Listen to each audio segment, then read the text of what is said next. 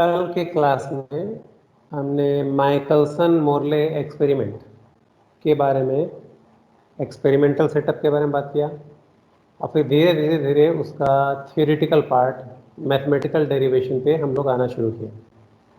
और हमने क्या कैलकुलेट किया कि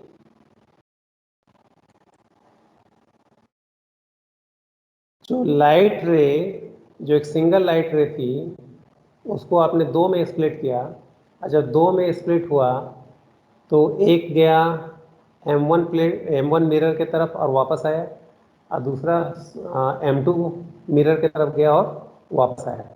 तो दोनों लाइट रेज को जाने में और आने में कितना टाइम लगता है, पहले हमने टाइम का कैलकुलेशन किया जिसका हमने नाम दिया T1 और T2, है ना, T1 और T2 नाम दिया।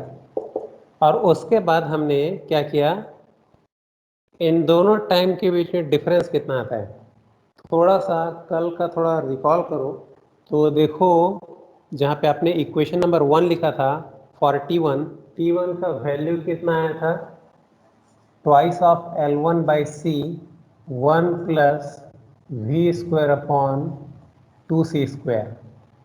चेक करो आया था।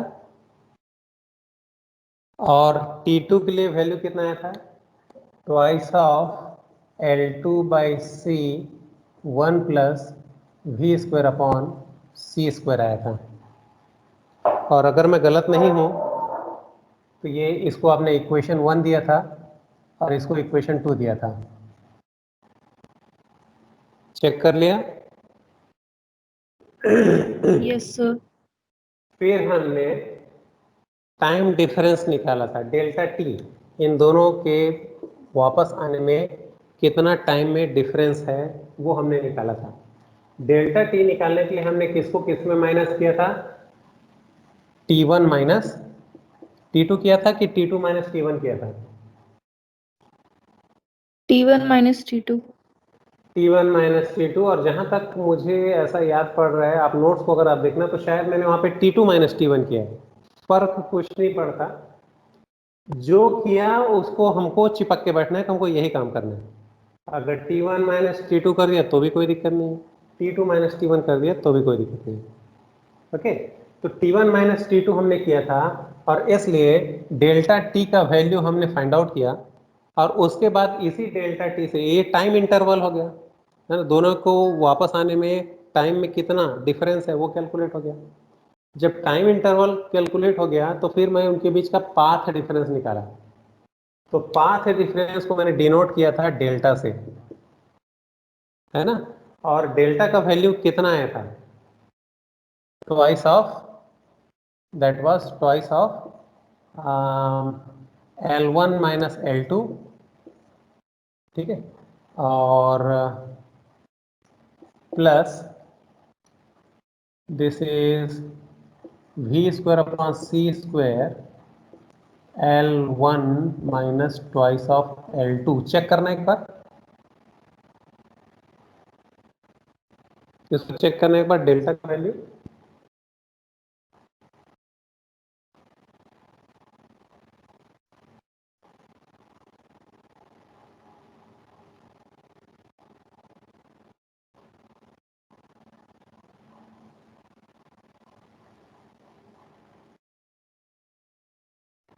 अरे इतना टाइम लग रहा है चेक करने में? सर सही है। हाँ, एक एक चीज को देखो, twice of L1 minus L2 है, सर सही है इक्वेशन। ओके परफेक्ट है ना। v स्क्वायर हाँ upon c square L1 minus twice of L2, sir. यहां तक ठीक है। ये इक्वेशन नंबर क्या था हमारा,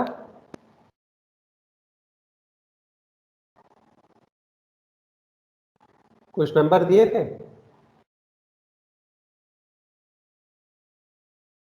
सर 3। इक्वेशन नंबर 3, ओके, यहां तक का हुआ था, ठीक है। रिकॉल हो गया, इक्वेशन 1, इक्वेशन 2, इक्वेशन 3 कैसे कैसे निकाले थे, पूरा कहानी देखो क्या था कि T1 किसके लिए निकाले थे? जो लाइट रे प्लेट P से पढ़ के M1 की तरफ जाता है और वापस आता है, उसको कितना टाइम लगता है ऊपर से नीचे जाने में? पहले मैंने इसको TU निकाला था, फिर ट्वाइस ऑफ TU किया था, तो मेरा T1 निकला था। जो लाइट सामने की तरफ जाता है और वापस आता है, उसके लिए मैंने TF और TB करके निकाला था, वो T2 आया था। फिर डिफरेंस इन टाइम निकाला, फिर पाथ डिफरेंस निकाला, C इंटू डेल्टा टी किया, C इंटू डेल्टा टी किया, तो पाथ डिफरेंस आया, जिसको मैंने इक्वेशन नंबर 3 करके छोड़ दिया। ठीक है, अब यहां से थोड़ा कॉन्सेंट्रेट करो। ये जो पाथ डिफरेंस आया है, हो सकता है किसी और पर्सन को ऐसा आइडिया आया होगा कि चलो माइकलसन मोरले एक्सपेरिमेंट में ऐसा टाइप का पाथ डिफरेंस निकाल के देखते हैं। कोई दिक्कत नहीं है, पाथ डिफरेंस निकाले, इंटरफेरेंस पैटर्न देखे, कुछ ऑब्जर्वेशन लिए, बंद किए कार्यक्रम, चल दिए घर। ठीक है, उससे कोई बड़ा काम हुआ नहीं। बड़ा काम तो माइकलसन एंड मोरले ने किया ना। इसका मतलब उन्होंने कुछ हटके दिमाग लगाया होगा, और वो हटके क्या उन्होंने कॉन्सेप्ट लगाया। तो अब इस चीज को थोड़ा सा ध्यान दो। हमने क्या किया, शुरुआत एक्सपेरिमेंट हमने कैसे किया, एक लाइट बीम एक तरफ से आ रही थी, उसको एक प्लेट के थ्रू दो हिस्से में डिवाइड किया। ऊपर की तरफ M1 था, सामने की तरफ M2 था, और यहां से मैं ऑब्जर्व करता हूं टेलीस्कोप टी से। ये मेरा एक्सपेरिमेंटल अरेंजमेंट था। माइकलसन एंड मोरले अभी एक्सपेरिमेंट नहीं किए हैं। उन्होंने क्या किया, ये पूरा थ्योरेटिकल कैलकुलेशन किया कि अगर लाइट बीम ऐसा अगर स्प्लिट होता है तो वापस अगर आता है तो उन दोनों के बीच में टाइम इंटरवल कितना रहेगा, उनके बीच का गैप कितना रहेगा, वो उन्होंने देख लिया। टाइम इंटरवल के गैप को जब पता चल गया तो उन्होंने पाथ डिफरेंस कैलकुलेट कर लिया। ओके, तो इस पाथ डिफरेंस के बाद उन्होंने क्या किया, यूजुअली हमारे दिमाग में आता है ओके यहीं से अब इंटरफेरेंस का कंडीशन निकालो कि path difference is equal to n lambda, तो constructive interference 2n plus minus 1 lambda by 2, तो डिस्ट्रक्टिव इंटरफेरेंस, कहानी खत्म। लेकिन उन्होंने ये सब काम नहीं किया। उन्होंने एक और आइडिया लगाया। उन्होंने आइडिया लगाया, क्या होगा अगर मैं अपने इस सेटअप को 90 डिग्री रोटेट कर दूं, तब क्या कहानी बनता है। तो 90 डिग्री रोटेट करने से ये पूरा का पूरा सेटअप घूमेगा। सेटअप के घूमने के कारण से देखो M2 के पोजीशन में M1 आ जाएगा। ठीक है, और M2 कहां जाएगा, M2 कहां जाएगा, टेलीस्कोप की पोजीशन पे। लगता है ऐसी, क्योंकि हम 2 डायमेंशन में देख रहे हैं। अब इस चीज को आप ऐसे ऑब्जर्व करके देखो, प्रैक्टिकल लाइफ में हुआ कैसे होगा। लाइट बीम इधर से आ रही है और यहाँ पे मेरा प्लेट P है, मिरर M1 यहाँ पे है ना। यहाँ से जो प्लेट P से जो 90 डिग्री उठ के जाएगा, वर्टिकल डायरेक्शन में जाएगा, वो मिरर M1 है। सामने की तरफ M2 है। अब इस सेटअप को 90 डिग्री घुमाते हैं। 90 डिग्री घुमाने से ये क्या होगा, ऐसे पलटेगा, तो मेरा M1 कहाँ चले जाएगा, M2 के पास, और M2 कहाँ चले जाएगा, नीचे की तरफ आएगा। नीचे की तरफ आएगा तो ये जो नीचे की तरफ आना मीन्स कौन से लोकेशन को बताता है, सी। क्या जरूरी था कि मैं प्लेट P को ऐसे ही रखूं और मिरर M1 को ऐसे ऊपर की ओर रखूं, ऐसा जरूरी है क्या? हम क्या कर सकते थे, प्लेट P को ऐसे रख सकते थे और मिरर M1 को इधर रख सकते थे। सो लाइट बीम आता इधर से और टकरा करके जाता इधर, ये परपेंडिकुलर वाला हो गया, और जो बचा हुआ है वो जाता सामने की तरफ, वो M2 को चले जाता। अब इसको 90 डिग्री अगर घुमाता हूं तो जो M1 जो सामने की तरफ था, आप लोगों की तरफ था, वो घूम के M2 की तरफ आ जाएगा, और M2 वाला इधर बोर्ड की तरफ आ जाएगा।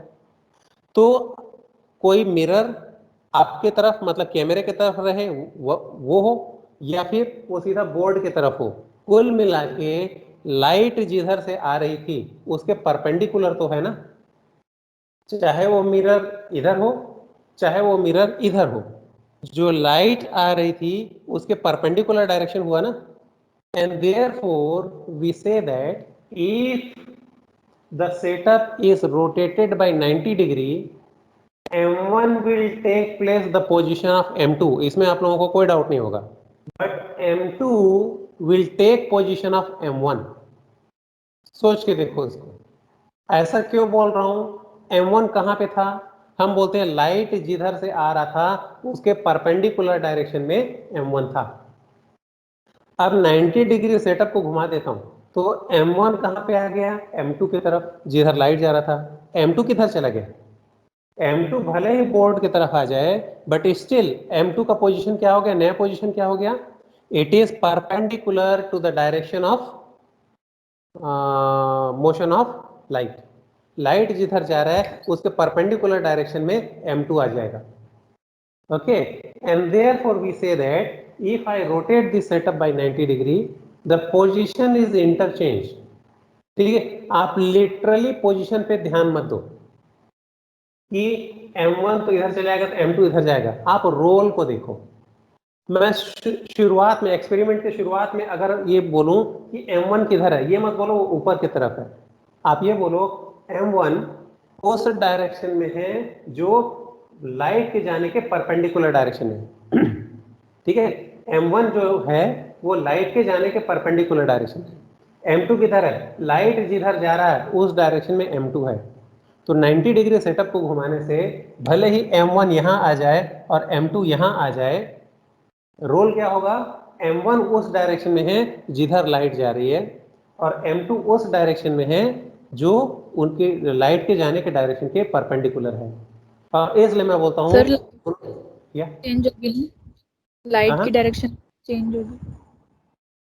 लाइट का डायरेक्शन, लाइट को कुछ नहीं कर रहे हो आप, you are rotating your setup only, okay इसको घुमा रहे है ना। So your setup will be changed, so the position of mirror will be change. m1 अब पैरेलल डायरेक्शन में हो गया, m2 परपेंडिकुलर डायरेक्शन में होगा। शुरुआत में कैसे था, m1 परपेंडिकुलर डायरेक्शन में था और m2 पैरेलल डायरेक्शन में था। Clear.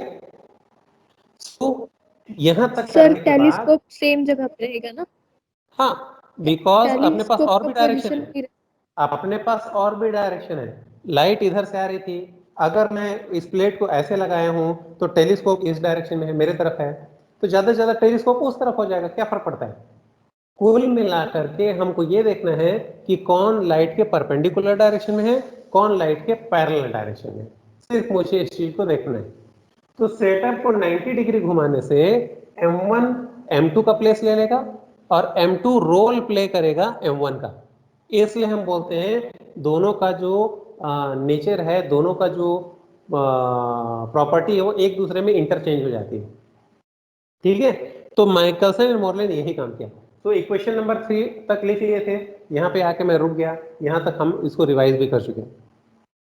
After this derivation Michelson and Morley rotated their setup by 90 degree, लिख लो। now Michelson and Morley rotated their setup by 90 degree, ऐसा नोट करना है। ठीक है, now Michelson and Morley rotated their setup by 90 degree।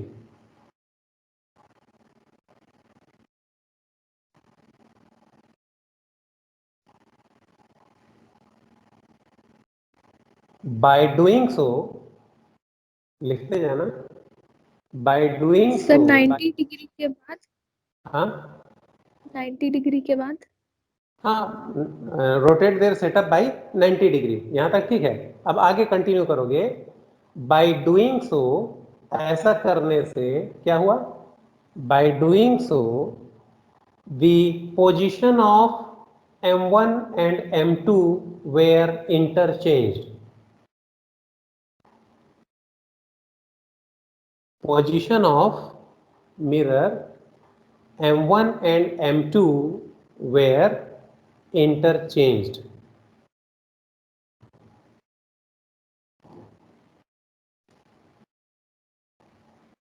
ठीक है, m1 और m2 का पोजीशन क्या हो जाएगा, आपस में इंटरचेंज हो जाएगा।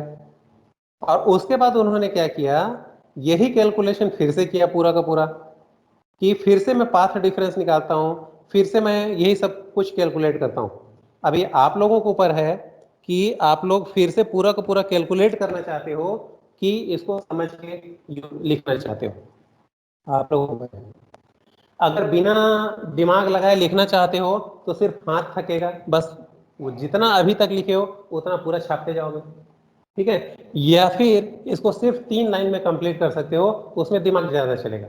तो आपके ऊपर है कि हाथ चलाना चाहते हो कि दिमाग चलाना चाहते हो, ठीक है। अगर आप हाथ चलाना चाहते हो तो कैसे बनाओगे? अब यहां लिखा जाएगा M2, यहां लिखा जाएगा M1, M1 के डायरेक्शन में लेंथ है L1, M2 के डायरेक्शन में लेंथ है L2, ओके। अब पूरा का पूरा फिर से वही शुरू करोगे कि P से लाइट चला और M2 को मारने के लिए चला, M2 को मारेगा नहीं, उसको M2 के नया पोजीशन पे मारेगा, and therefore time taken is suppose it is TU and all those things, जहां से किया था वो पूरा का पूरा फिर से कर लो। या फिर थोड़ा सा अपनी समझ डेवलप करो और एक झटके में उसको यहीं पे खत्म करो, ठीक है। और करना क्या चाहोगे?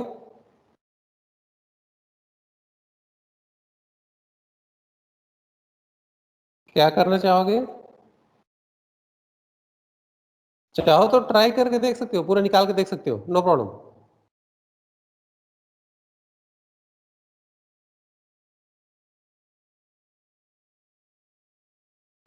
सर समझा दीजिए। समझा?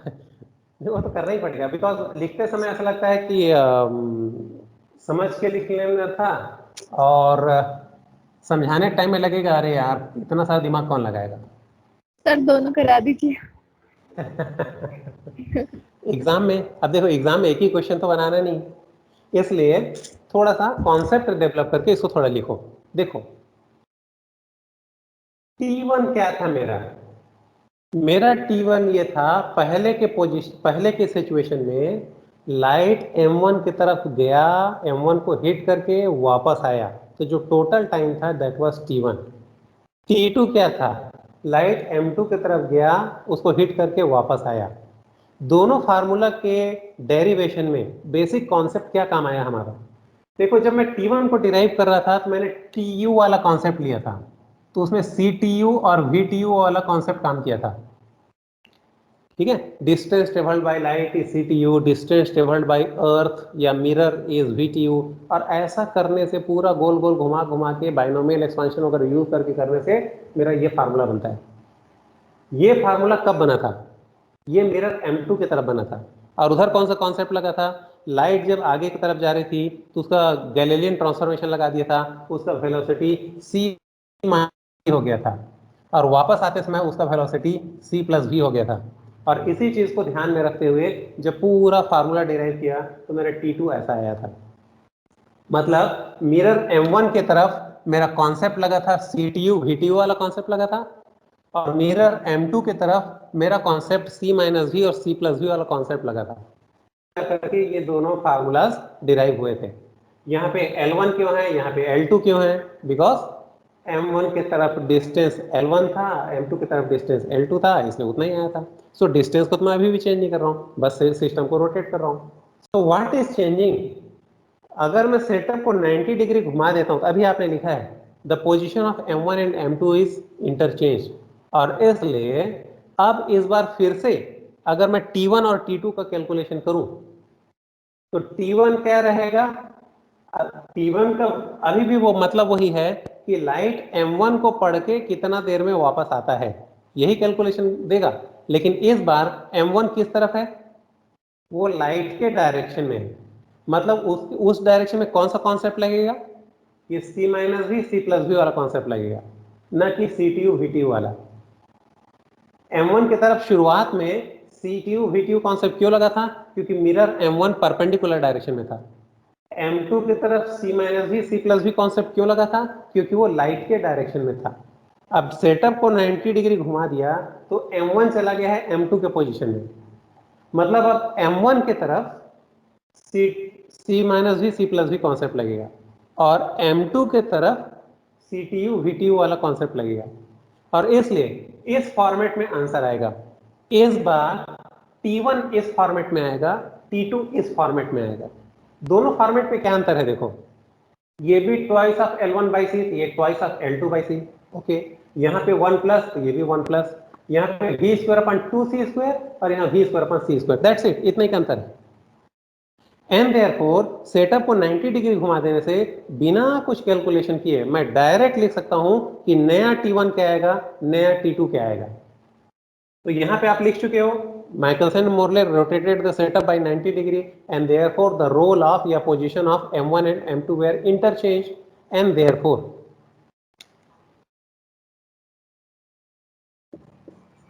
new time taken by light to travel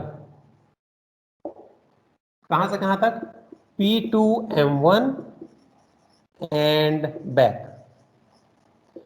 अब लाइट को M1 तक जाने में और जा करके वापस आने में कितना समय लगेगा।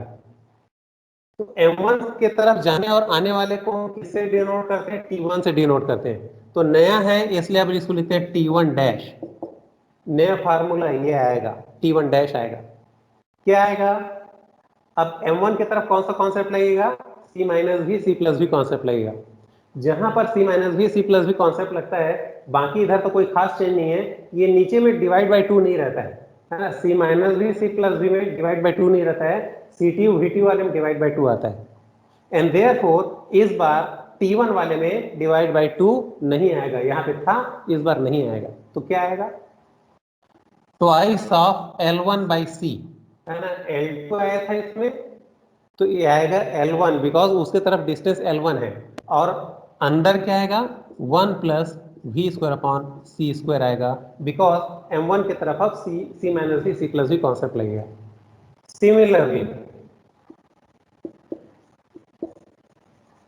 सिमिलरली टाइम टेकन, पूरा ऐसे लिखूंगा, time taken by light to travel P2 M2 and back, P से M2 तक जाने में और टकरा के वापस आने में कितना समय लगेगा, T2 डैश, इसको नए नाम से पुकारा हूं T2 डैश। अब चूंकि M2 परपेंडिकुलर डायरेक्शन में जा चुका है एंड देयरफॉर उधर ये CTU VTU कॉन्सेप्ट लगेगा, मतलब डिवाइड बाय 2 आएगा, यहाँ पे L2 आएगा, यहाँ पे डिवाइड बाय 2 आएगा। ठीक है, तो क्या आएगा, twice of L2 by C 1 plus v square upon 2C square, ये बस इंटरचेंज हो जाएंगे। ठीक है, और इसलिए नया टाइम इंटरवल कितना आएगा, देयरफॉर न्यू टाइम इंटरवल, उधर क्या निकाला था, डेल्टा टी निकाला था, यहाँ पे देखो डेल्टा टी निकाला था, अभी आएगा डेल्टा टी डैश निकालूंगा। यहाँ पे कैसे निकाला था, T1 माइनस T2 निकाला था, इसको निकालूंगा T1 dash minus T2 dash करके निकालूंगा। भले ही नोट्स में वो T2 माइनस T1 होगा या T2 dash minus T1 dash होगा, जो यहाँ लिए हो उसको यही लेना है, बस डैश लगा के। अगर ये T2 माइनस T1 है तो यहाँ T2 dash minus T1 dash लेना, कोई फर्क नहीं पड़ता, साइन के बस प्लस माइनस हो सकता है और उसको हम कभी भी एडजस्ट कर सकते हैं। ओके, और इसलिए कितना आएगा, नाउ सॉल्व दिस। तो डेल्टा टी डैश कितना आएगा, delta T dash is equal to T1 dash मतलब this twice of L1 by C, L1 by C 1 plus V square upon C square minus T2 dash, that means twice of L2 by C 1 plus V square upon 2C square, ये आएगा। और इसको थोड़ा reshuffle करके देखो, थोड़ा solve करके देखो, या भी रहने दो, सीधा सीधा क्या निकालो, new path difference and new path difference delta dash कितना आएगा, तो उधर C इंटू डेल्टा टी किए थे तो इधर C into delta T dash करेंगे, तो delta dash is equal to, नीचे से एक एक C गायब कर दो, तो क्या आ जाएगा, twice of L1 1 plus v square upon C square minus twice of L2 1 plus v square upon 2C square, and therefore delta dash जैसे इसको लिखे थे उसी फॉर्म में ले आओ, twice of L1 minus L2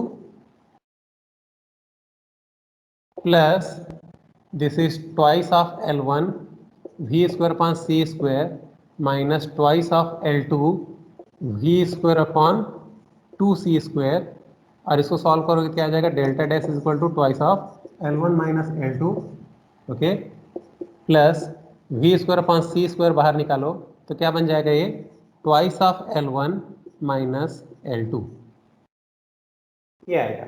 दोनों में क्या अंतर आया, पहला पार्ट दोनों का सेम है, प्लस v² अपॉन c², उसमें भी v² अपॉन c², यहाँ L1 माइनस 2L2 आया था, तो ये क्या आया, 2L1 माइनस L2 आया। ये हो गया मेरा इक्वेशन नंबर 4। अभी भी बता रहा हूं, माइकलसन एंड मोरले ने अभी तक उस एक्सपेरिमेंट को किया नहीं, अभी बैठ के कैलकुलेशन बस कर रहे हैं, ओके। तो यहां से उन्होंने अपना दिमाग दौड़ाना शुरू किया, डेल्टा तो पहले निकाला, पाथ डिफरेंस निकाला, उसके बाद बोलते हैं क्या होगा अगर सेटअप को 90 डिग्री घुमा देंगे, क्या होगा, पाथ डिफरेंस इतना आएगा। तो पहले के पाथ डिफरेंस में और अब के पाथ डिफरेंस में कोई अंतर है क्या, ये फाइंड आउट करते हैं, ठीक है। इधर मिटा दो,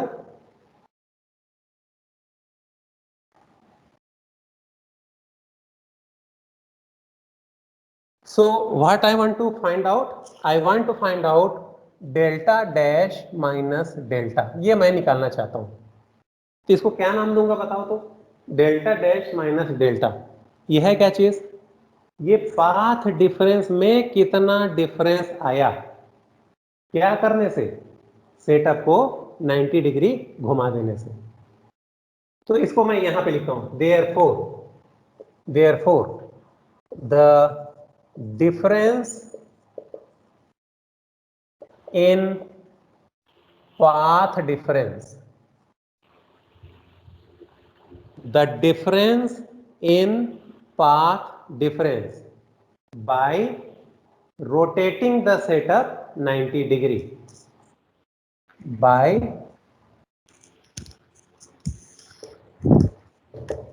rotating the setup 90 डिग्री, मतलब सेटअप को 90 डिग्री घुमा देने से पाथ डिफरेंस में कितना डिफरेंस आया, इसका हम कैलकुलेशन करना चाहते हैं।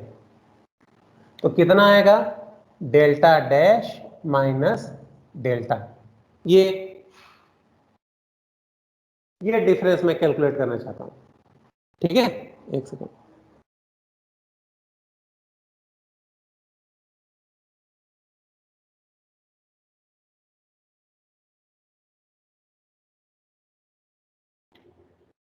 फिगर ठीक दिख रहा है ना,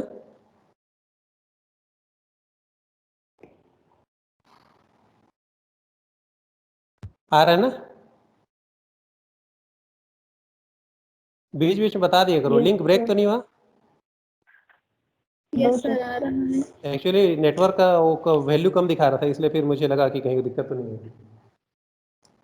Okay, so I want to find out the difference in path difference, delta dash minus delta. Suppose इसको मैं दिखाता हूं किससे, x से, x is equal to delta dash minus delta. So the difference in path difference just by rotating the setup 90 degree.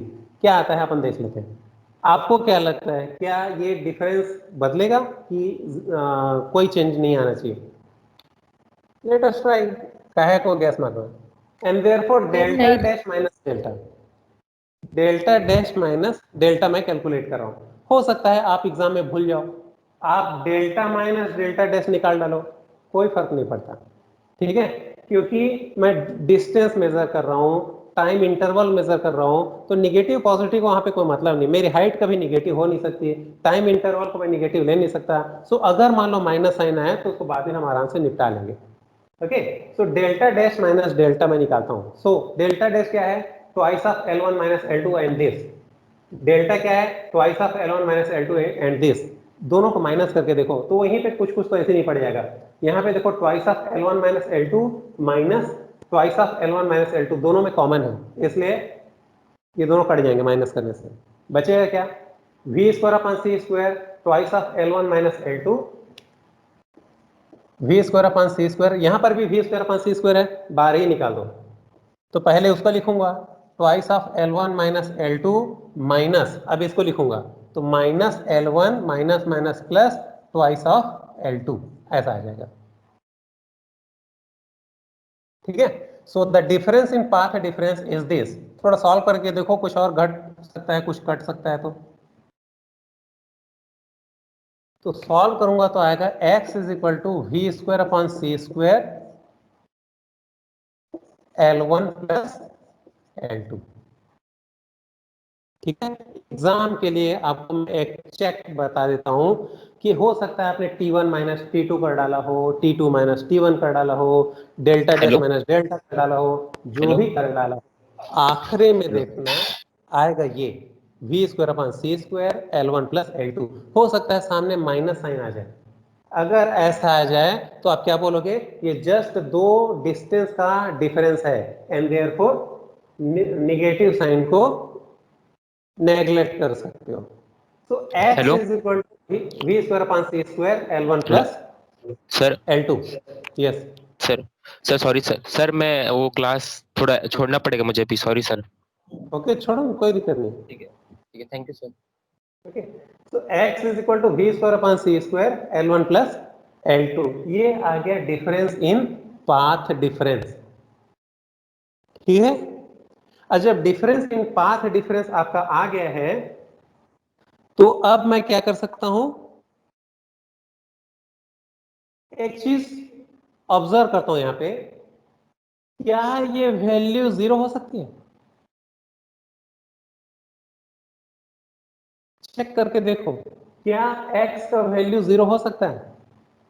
v velocity of earth, c velocity of light, और दोनों का square है, इसलिए निगेटिव होने का तो सवाल ही पैदा नहीं होता।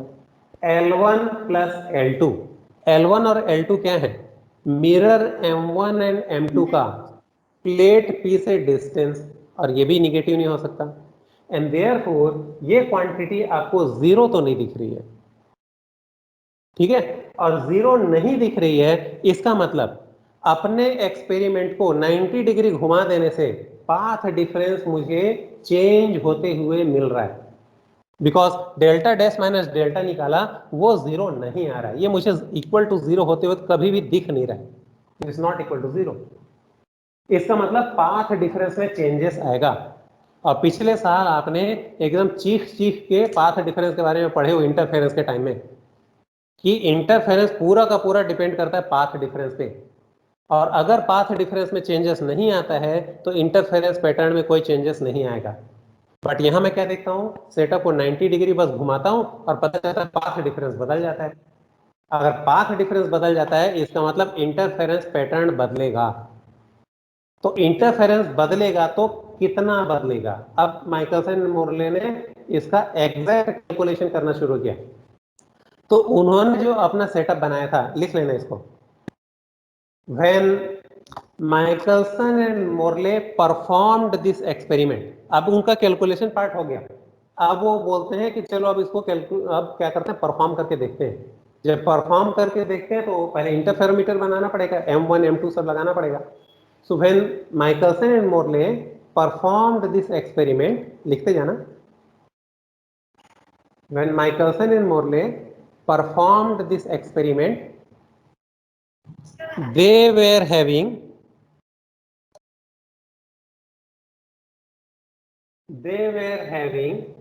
उन्होंने जो सेटअप बनाया उसका स्पेसिफिकेशन क्या था? L1 is equal to L2 is equal to 11 metre.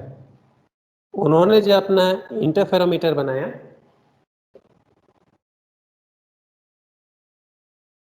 उसका स्पेसिफिकेशन क्या था?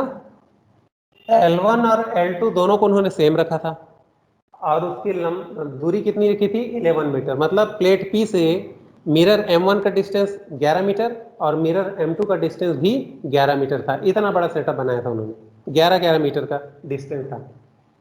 और क्या चीज है? V है। V क्या है? इसमें कुछ कर ही नहीं सकता। अर्थ का वेलोसिटी हमको पता है, अर्थ का velocity V is equal to, हमने पढ़ा था 30 किलोमीटर पर सेकंड, मतलब 3 इंटू 10⁴ मीटर पर सेकंड, है ना। किलोमीटर में 30 किलोमीटर पर सेकंड, अगर मीटर पर सेकंड में लिखूंगा तो 3 इंटू 10⁴ मीटर पर सेकंड।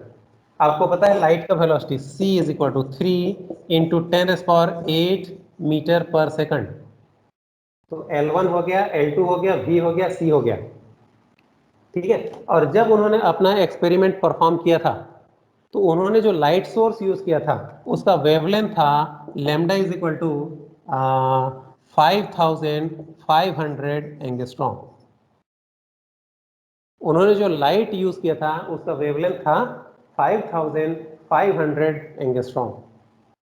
इन सब वैल्यूज को अगर आप यहां पुट करो तो निकलेगा वैल्यू x का, और x का वैल्यू निकलने के बाद अगर मैं ये कैलकुलेट करूं कि कितना फ्रिंज मेरे आंख के सामने से निकल जाएगा। अगर आपने पिछले साल अगर माइकलसन मोरले एक्सपेरिमेंट पढ़ा होगा तो उसमें एक चीज पता चलता है, आंख के सामने से फ्रिंजेस निकलते हैं, तो कितना फ्रिंज सरक जाएगा उसके लिए भी हमारे पास एक फार्मूला है। Number of fringes crossing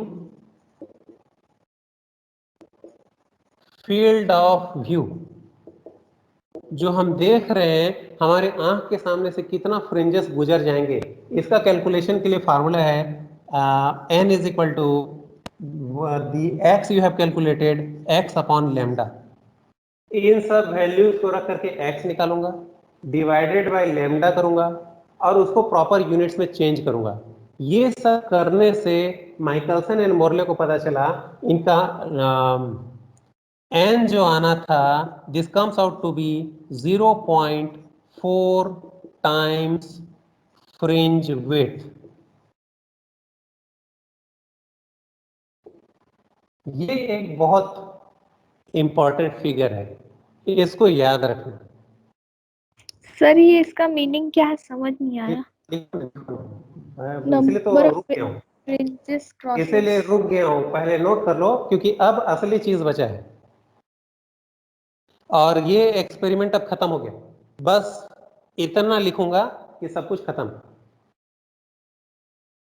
calculation सब हो गया, अब लड़ाई झगड़ा है।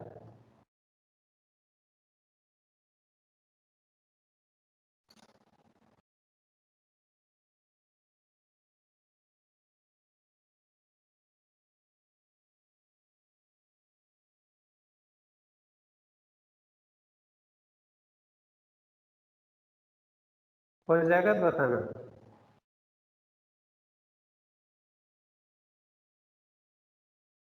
सर हो गया। हो गया। सो n का वैल्यू कितना है, कैपिटल N का वैल्यू कितना है 0.4 टाइम्स फ्रिंज विड्थ, ठीक है। अब यहां से समझना शुरू करो आपने क्या कर डाला, आपको क्या मिल गया है, इसका मीनिंग क्या है। अभी एक बात बताओ, अभी अपना पेजेस पलट के बताओ, माइकलसन मोरले एक्सपेरिमेंट आप लिखे हो कितना पेज का हुआ है अभी तक?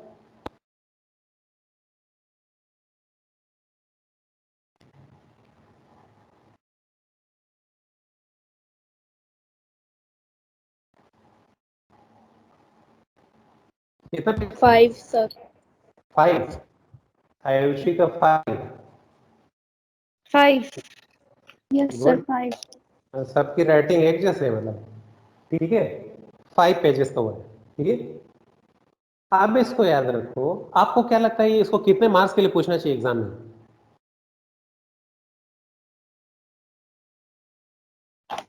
10 पूछ सकते हैं। अगर आप एक टीचर हैं, अगर आप एक प्रोफेसर हैं, तो आप इसको एग्जाम में कितने मार्क्स के लिए दोगे? आपको पता है आंसर कितना बड़ा है, कितने मार्क्स का है? Sir but 10। ऑब्वियसली इसको 10 मार्क्स के लिए रखोगे आप, है ना। अब इस चीज को समझ लो, आपने जो इतना 5 पेज लिखा है यहां तक आपने सही लिखा है, और इसके बाद अगर आपने ध्यान नहीं दिया तो आप सपोज यहां से दो, अब मुश्किल से 6-7 लाइन बचा है, अगर ये गलत हो गया किसी स्टूडेंट का तो आप कितना मार्क्स दोगे? 0 नो सर दोगे क्या? 0 तो नहीं। बस मुश्किल से 6 लाइन बचा है इसके बाद, तो अगर 6 लाइन में अगर कुछ गलती हो गई तो आप कितना नंबर दोगे? 8 8 दे दोगे ना। 5 लेकिन से याद अबव ही रख, मिले। हाँ 5 से अबव ही मिलेगा। 5 से अबव ही मिलेगा ना। तो याद रखना, यहां से अगर गलती हुई तो आपका वैल्यूअर अगर आपको 2 नंबर भी दे देगा ना, तो भी आप कुछ नहीं बोल सकते, क्योंकि इसी के बाद पूरी कहानी छिपी हुई है। ठीक है। अक्सर स्टूडेंट जब फेंकने पे जब आते हैं तो वो स्केप वेलोसिटीज फेंकना शुरू कर देते हैं, बड़ा बड़ा उठा के फेंकना शुरू कर देते हैं। जैसे इसका जो कैलकुलेशन किए तो स्टूडेंट कैसे लिखते हैं इसको मैं बता रहा हूं आपको, मतलब जो दर्द है मैं आपको आंसर शीट चेक करने का मैं आपको बता रहा हूं। n is equal to x upon lambda, यहां तक बढ़िया। फिर लिखेंगे n इज इक्वल टू 0.4, ऐसे लिखेंगे। ठीक है। अब इसे कुछ समझ नहीं आ रहा है, n इक्वल टू 0.4 मतलब क्या। तो फिर बच्चा स्मार्ट है ना, अब उसको तो समझदारी एकदम भरा पड़ा है बच्चे में, वो क्या लिखेगा 0.4 सेंटीमीटर। कुछ बच्चे और स्मार्ट उसको लिख देंगे 0.4 मीटर, क्योंकि हमको ऐसा यूनिट यूज करना चाहिए। सही।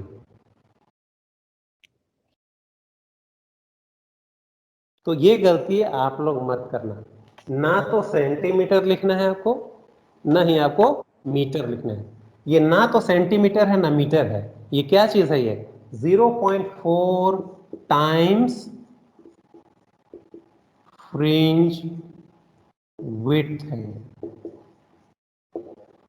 अब इसका क्या मतलब हुआ, अगर मैं आपको बोलूं कि जैसे कहीं कहीं पे कमीशन बंधा रहता है, जो चाहे एजेंट इंश्योरेंस एजेंट हो चाहे किसी भी टाइप के एजेंट हो, उनका एक सर्टेन परसेंटेज बंधा रहता है। अगर आप 100 रुपए का बिजनेस करके दोगे तो आपको इसका 10% मिलेगा, 1000 रुपए का करके दोगे मतलब उनका परसेंटेज बंधा है, सपोज 10% का बंधा हुआ है। तो 100 रुपए का बिजनेस करेगा तो उसको कितना मिलेगा, 100 रुपए का 10% मतलब 10 रुपए मिलेगा। अगर 1000 का बिजनेस ला के दिया तो 100 रुपए मिलेगा। सो है ना, तो वहां पे एक परसेंटेज रहता है 10%। आप ये थोड़ी बोलोगे कि इस एजेंट का 10 रुपए इसका एजेंसी चार्ज है, ऐसा थोड़ी बोलोगे। This is 10%, it is relative to the earning.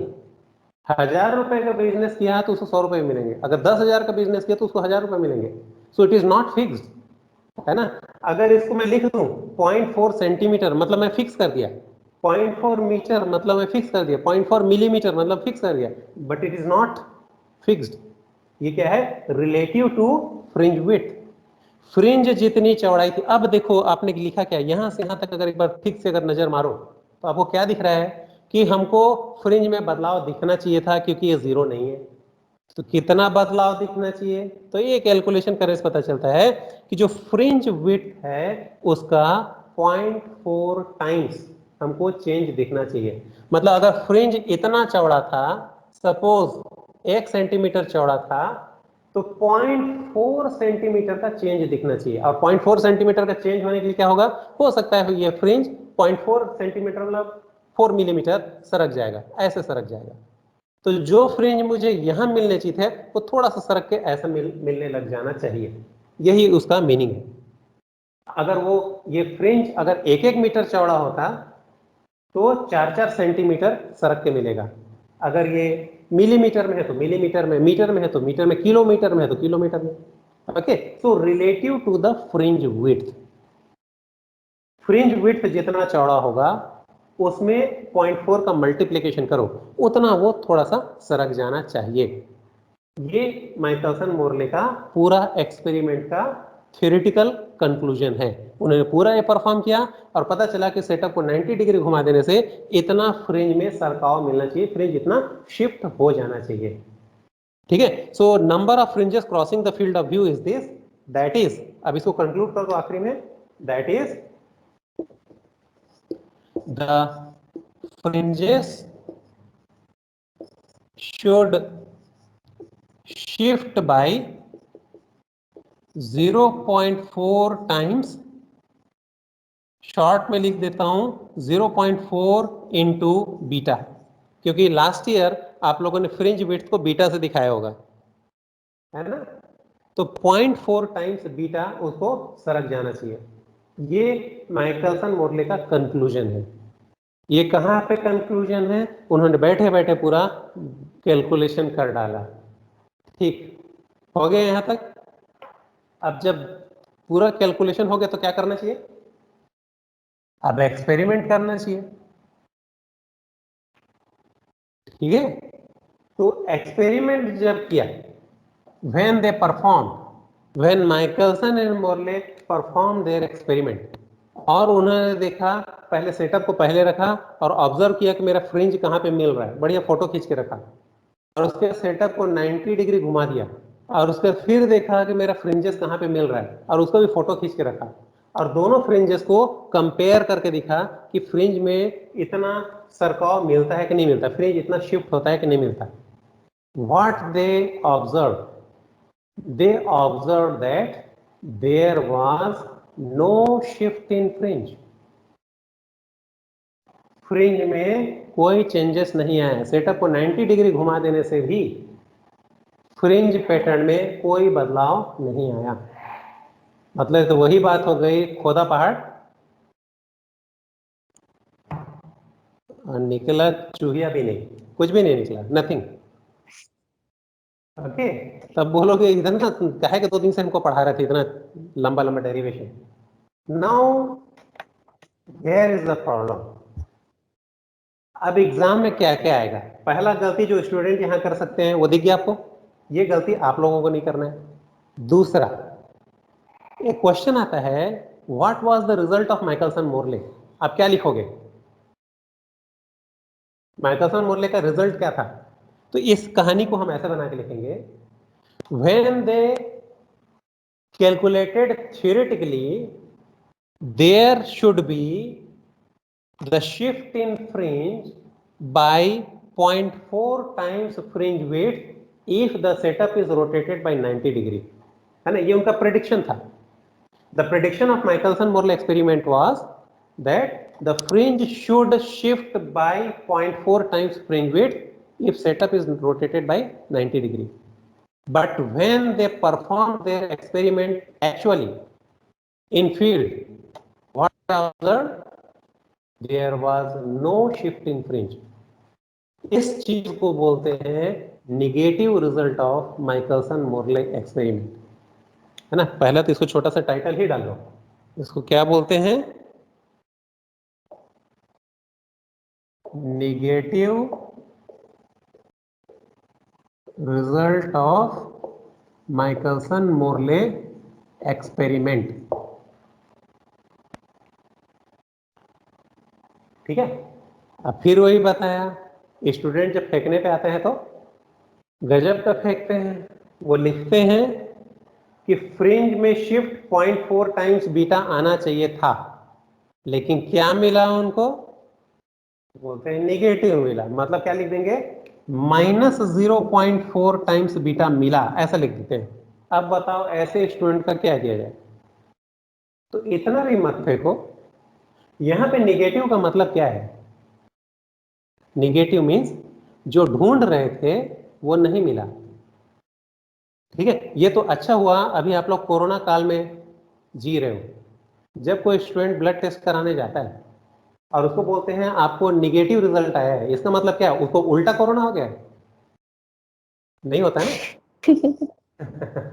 So what is meaning of negative result, कि उसको कोरोना नहीं हुआ है। ओके, सो जिस चीज के लिए उसने टेस्ट कराया था कि कोरोना हुआ है कि नहीं हुआ है, तो वो उसको निगेटिव मिला, दैट मीन्स उसको नहीं हुआ है। पॉजिटिव मीन्स उसको हो गया है, निगेटिव मीन्स नहीं हुआ है, जीरो। ऐसा नहीं कि उल्टा कोरोना हो गया है ना। तो यहाँ पे निगेटिव रिजल्ट का मतलब वही है कि जो ढूंढ रहे थे वो नहीं है, जीरो, नथिंग। तो ये सेपरेटली पूछा जाता है, 2 मार्क क्वेश्चन।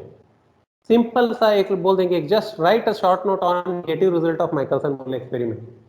तो आप क्या लिखोगे कि Michelson Morley predicted 0.4 times shift in fringe just by rotating the setup 90 degree, but when they performed their experiment actually there was no shift in fringe। ठीक, लिख लो। चलो पहले ऐसी छोटा टाइटल डालो, negative result of Michelson Morley experiment. आप कैसे लिखोगे, इसको मैं ऐसे लिखा रहा हूं जैसे इस क्वेश्चन को सेपरेटली पूछा गया है। है ना। अगर नहीं भी पूछा गया है कंटिन्यूअसली लिखना है तो तब भी इसको ऐसे लिख लेना, ठीक है। इसको कैसे लिखोगे? Michelson and Morley predicted that Michelson and Morley predicted that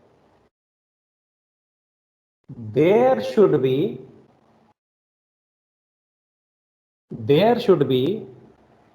shift in fringe. There should be shift in fringe 0.4 times fringe width, 0.4 times fringe width just by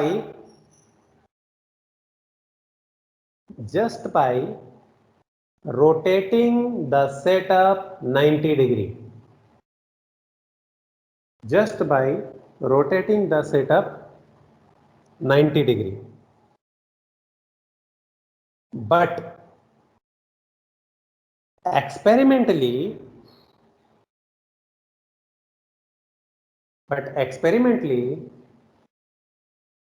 there was no shift in fringe.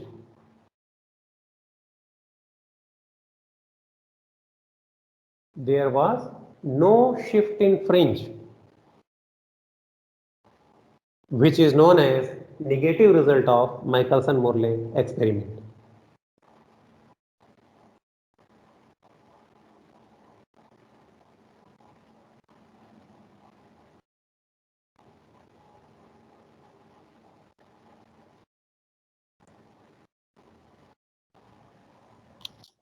Sir ये experiment किए थे ether find करने के लिए ना?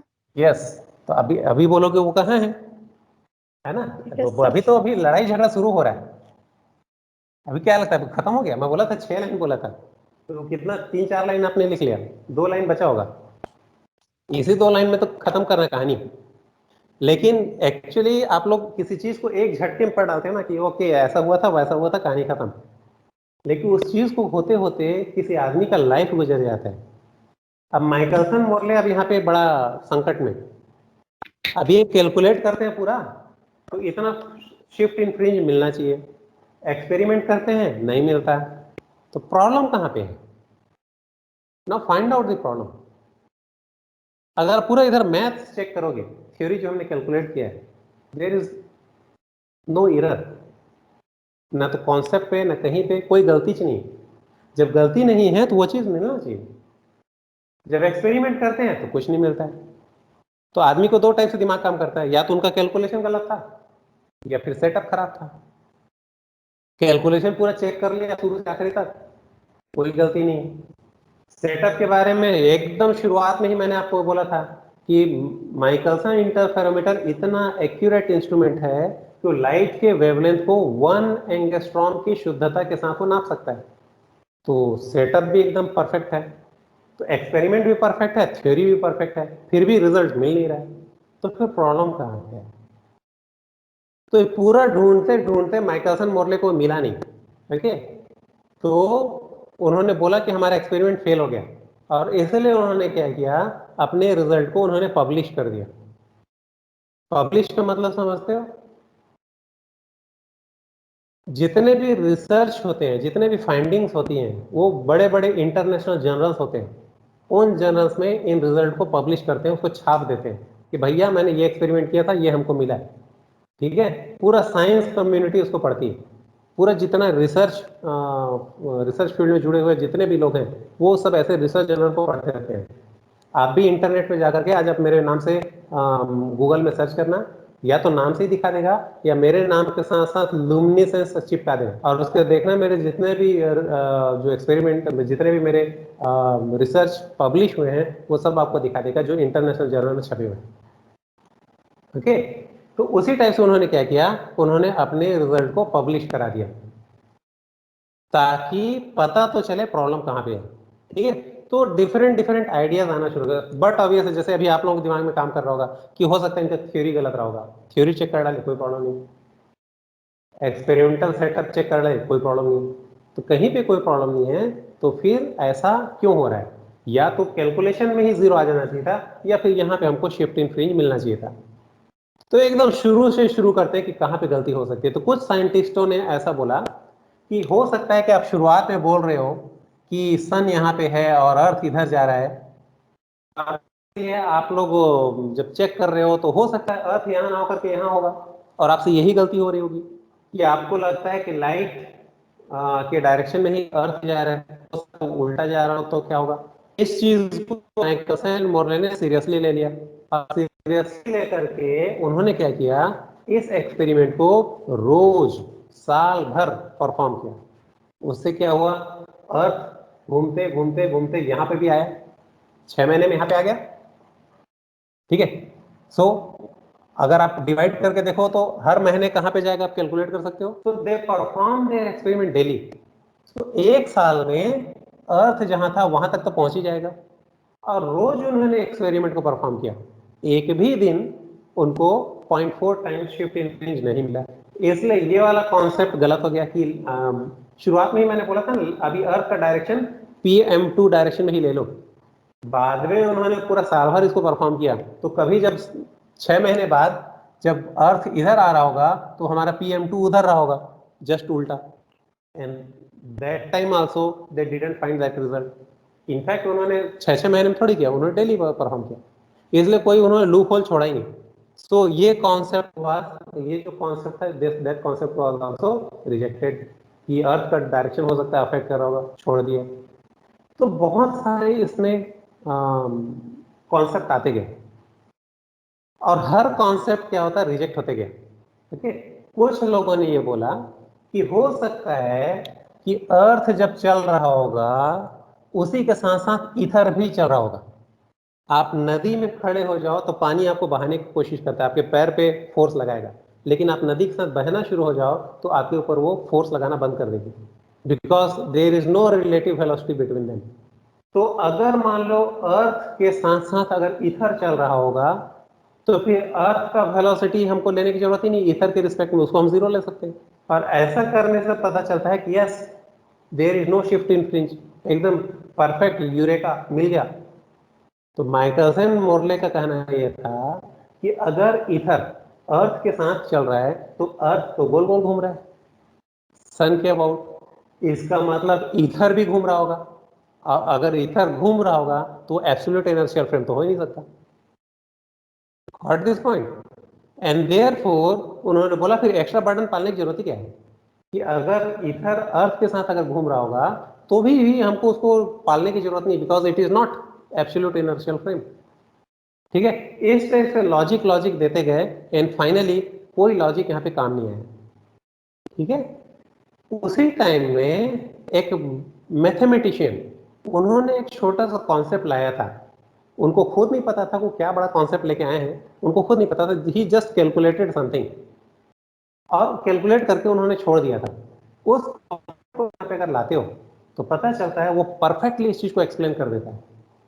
उस concept को यहाँ पे अगर आप यूज करते हो तो पता चलता है शिफ्ट इन फ्रिंज जीरो आता है, और माइकलसन को जीरो ही आता। तो अब तुरंत दिमाग में काम कर रहा होगा वो कॉन्सेप्ट क्या था। वो कॉन्सेप्ट एकदम सिंपल सा कॉन्सेप्ट था। उनका ये कहना था कि लाइट की वेलोसिटी कहीं से भी आप देख लो वो यूनिफॉर्म रहती है, वो चेंज नहीं होती है। Velocity of light does not depend upon choice of frame of reference. एक छोटा सा कॉन्सेप्ट उन्होंने लिया था, और इस कॉन्सेप्ट के हिसाब से उन्होंने जो कैलकुलेशन दिया था उसको आप यहाँ पे फिट करते हो तो परफेक्टली एक्सप्लेन कर देता है। तो बोलोगे अच्छी बात है, उसको तो ले लेना चाहिए, इजीली ले लेना चाहिए।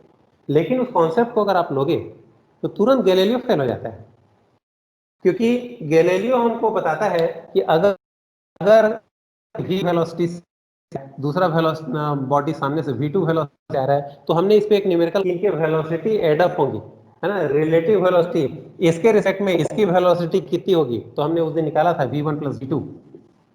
अगर दोनों सेम डायरेक्शन में जा रहा होगा तो क्या होगा, v1 माइनस v2। और वही चीज तो लगा था उधर लाइट के वेलोसिटी में, c minus v and c plus v concept हमने लगाया था।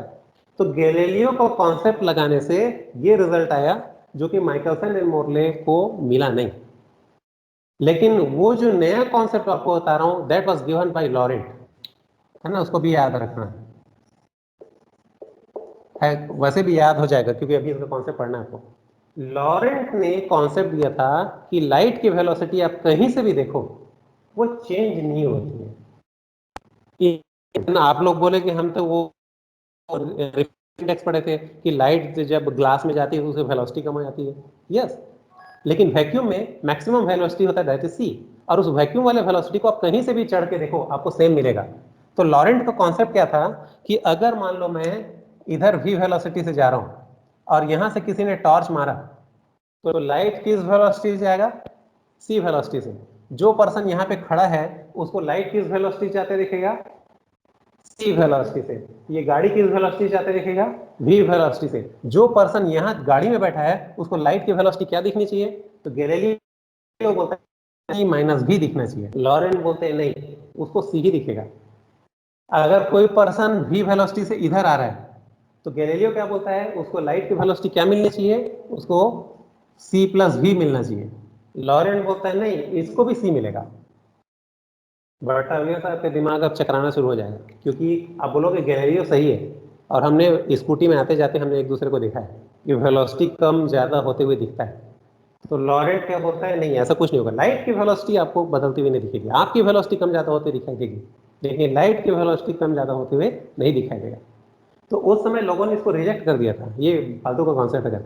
लेकिन इस कॉन्सेप्ट को अगर यहाँ लगाते हो तो ये परफेक्टली इसको एक्सप्लेन कर देता है। इसका मतलब कहीं ना कहीं इस कॉन्सेप्ट में दम है। बाद में आइंस्टीन को रियलाइज हुआ ये कॉन्सेप्ट बहुत ही इंपॉर्टेंट है, और इस कॉन्सेप्ट को यूज करके उन्होंने नया फार्मूला निकाल के दिया जिसको हम बोलते हैं स्पेशल थ्योरी ऑफ रिलेटिविटी। ठीक है, तो आज के लिए क्या कंक्लूड करोगे? Negative result of Michelson Morley experiment आपने लिख लिया, उसका एक्सप्लेनेशन पूछता है एग्जाम में, how you can explain the negative result of Michelson Morley. तो ये सब कहानी आपको लिखना नहीं है कि ईथर ड्रैग वाला कॉन्सेप्ट, ये कॉन्सेप्ट, वो कॉन्सेप्ट, ये सब आपको नहीं लिखना है। एक लाइन से कंक्लूड कर दो, if Laurent transformation equation is used in this formula, the negative result matches with the predicted result। है ना, जो प्रेडिक्शन है और नेगेटिव रिजल्ट दोनों आपस में मिल जाते हैं। जस्ट क्या करने से? Using the concept of Laurent transformation. अब लॉरेंट ट्रांसफॉर्मेशन के कुछ लोग स्पेशल थ्योरी ऑफ रिलेटिविटी लिख देते हैं, तभी से चले। ठीक है, तो इसका लिख लो explanation, explanation of negative result. ऐसा एक छोटा सा टाइटल डालना, उसके नीचे 2 लाइन इसका आंसर लिख लेना। ठीक है,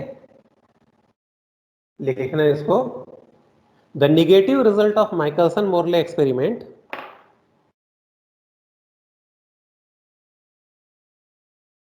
the negative result of Michelson Morley experiment can be explained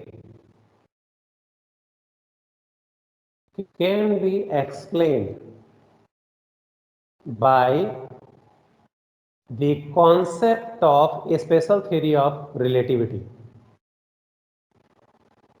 can be explained by the concept of a special theory of relativity,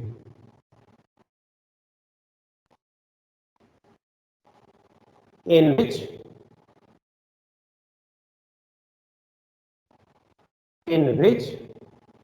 velocity of light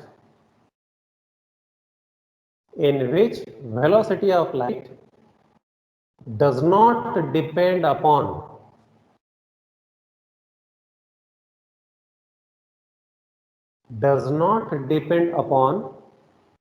choice of frames of references,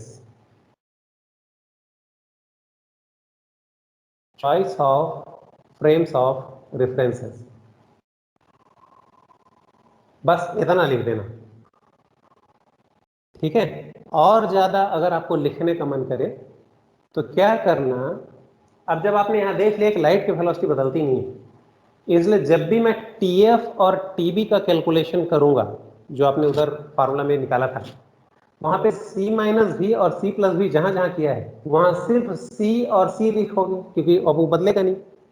ऐसा करके आप निकाल के देखो, आपका इक्वेशन नंबर 3 निकलेगा, equation number 4 निकलेगा, and what you will observe कि डेल्टा और डैश में कोई अंतर नहीं होगा।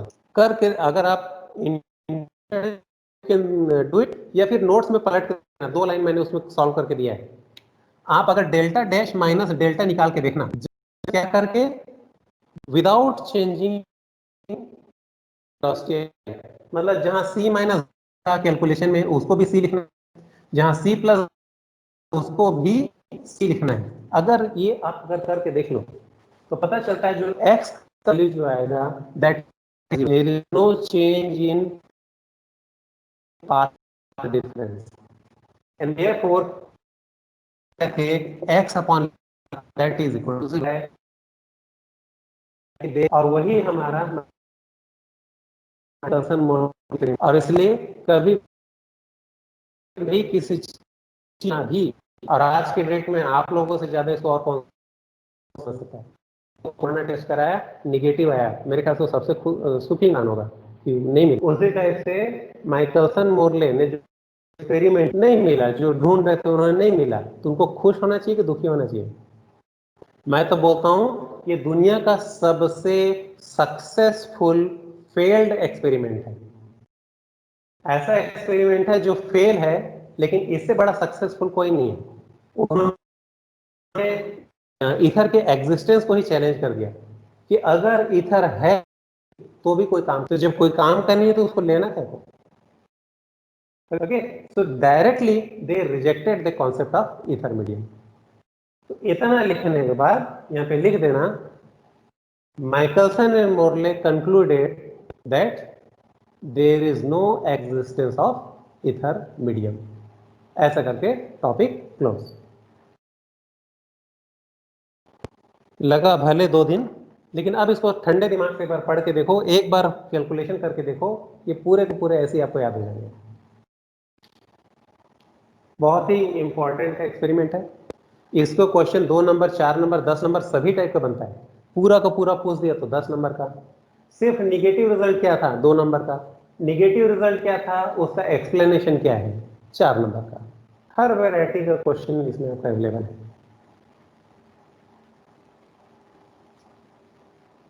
ठीक है, खत्म करें या कुछ पूछ सकते हो?